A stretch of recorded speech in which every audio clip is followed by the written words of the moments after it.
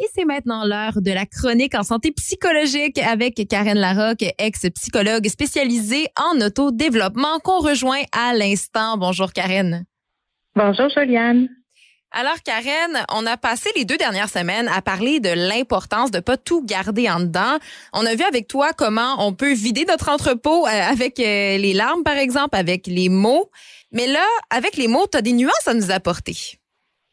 Ben oui, parce que ce qu'on parlait, c'est que faut pas tout garder les mots en dedans, puis on ravale des mots régulièrement. Puis j'ai partagé une technique pour évacuer qui était de dire à voix haute à la bonne personne, dans le fond, dire ce que j'ai ravalé, mais sans que la personne soit présente. Je fais ça toute seule. En fait, c'est que quand j'ai une réaction à quelque chose ou à quelqu'un, c'est comme si ça ouvrait un dossier dans ma tête. Puis tant que la réaction est pas exprimée, le dossier reste ouvert, puis ça continue de me préoccuper. Puis là, on a plein d'occasions d'ouvrir des dossiers, c'est-à-dire qu'on a plein d'occasions de réagir. Que ce soit, des fois, on a des réactions aux nouvelles qu'on entend, à un inconnu dans un lieu public, qui respecte pas les règles, peu importe, aux commentaires qu'on lit sur Facebook. Puis, souvent, on ravale des réactions, puis si on les exprime pas, ça continue de nous rouler dans la tête. Puis, pourquoi le dire à voix haute, même si la personne n'est pas là, ça nous libère vraiment? C'est parce que ce qui est extraordinaire avec le cerveau, c'est qu'il fait pas la différence entre ce qui est réel et imaginé. Fait que quand je l'exprime à voix haute, même si l'autre n'est pas là, ça ferme le dossier dans ma tête puis ça arrête de me préoccuper. Par contre, ça change pas nécessairement la situation ou le conflit avec l'autre. Voilà. Fait que ça, souvent, les gens, ils vont me dire, oui, mais Karen, si j'évacue à voix haute de même si la personne n'est pas là, ça réglera pas la situation avec l'autre. Fait que oui, si c'est ma collègue, si c'est mon patron, si c'est mon conjoint, si c'est une amie, c'est vrai. C'est vrai qu'évacuer, ça va me libérer moi de ma charge émotive, mais ça réglera rien de la situation avec l'autre. En plus, la situation risque de recommencer si je le dis pas, tu sais. Fait que là, on pourrait se demander quand est-ce que ce serait mieux de le dire pour vrai, plutôt que de le dire en imaginaire. Je dirais que ce serait mieux de penser à le dire en vrai quand on tient à la relation. Puis quand c'est une relation qui dure dans le temps, comme une relation avec nos collègues de travail, conjoints, nos amis, tout ça. Puis avec le confinement, on passe plus de temps avec l'autre. Souvent, il y a plein de gens qui passent plus de temps, puis ça se peut qu'on en ravale plus dans ce temps-là parce qu'on est plus exposé à l'autre. Ça se peut qu'il y ait des choses qui me dérangeaient pas tant que ça avant, mais que là, ça mérite plus, que là, je suis plus capable, parce que je passe plus de temps. Puis, souvent, pour pas déranger l'harmonie, il y a plein de gens qui décident de se taire, de ravaler. Puis le résultat, c'est que évidemment, ça continue de préoccuper, ça va déranger de plus en plus. Puis je te dirais même que le danger, c'est quand on tolère sans rien dire. De un, oui, ça va continuer, mais en plus, c'est que ça va éteindre notre goût d'être avec l'autre.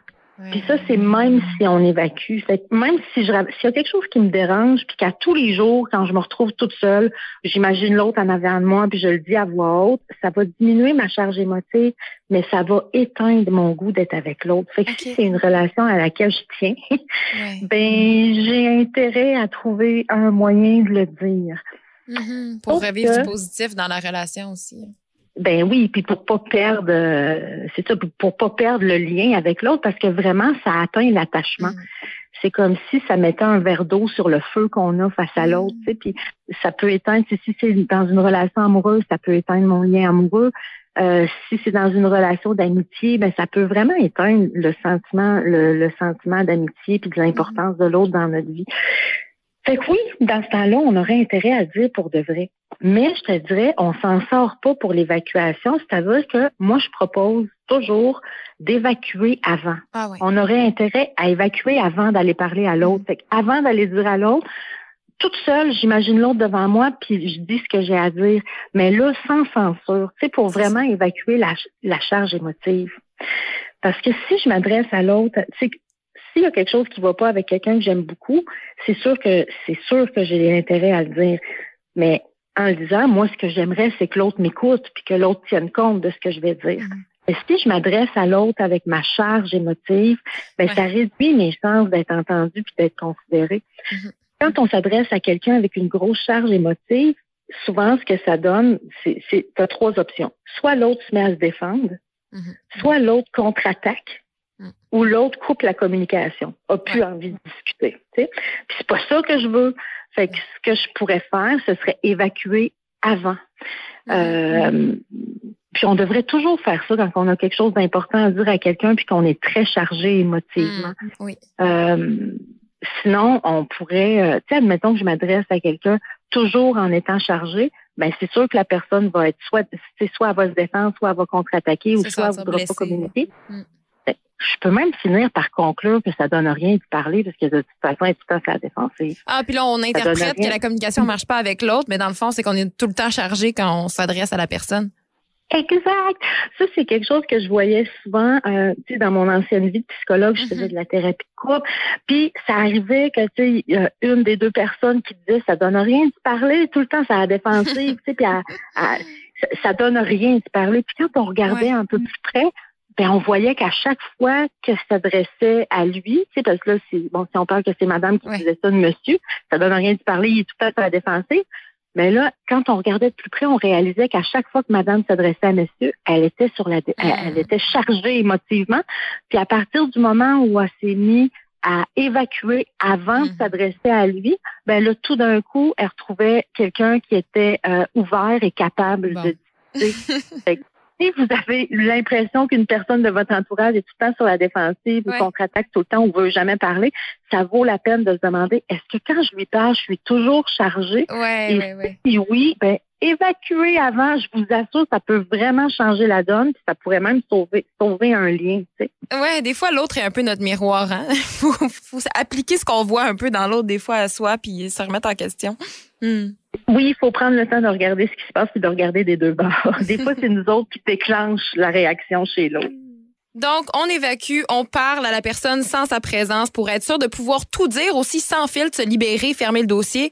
Et après, on va régler la situation avec la personne à froid. Et voilà, oui. Hey, merci beaucoup, Karen, pour cette chronique-là. Et bien sûr, il y en a d'autres qui s'en viennent. Et si on a des suggestions à te faire ou des questions à te poser, on peut te contacter.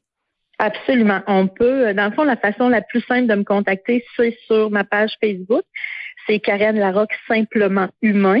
Puis là, vous pouvez m'écrire en privé, puis vous pouvez même, n'hésitez pas à proposer des thèmes. Ça nourrit mon inspiration. Et on peut faire partie de ta communauté? Absolument. J'ai un groupe privé sur Facebook qui s'appelle Je suis simplement humain. Puis presque à chaque jour, je partage trucs, astuces, inspirations. Dans le fond, c'est un groupe d'humains qui s'intéressent à la santé psychologique puis qui veut des trucs puis des astuces concrètes. On est 7500 là. Oh wow, OK, quand même, hein? Oui, c'est le fun. Alors voilà, simplement humain. Mais merci beaucoup, Karen. À la semaine prochaine.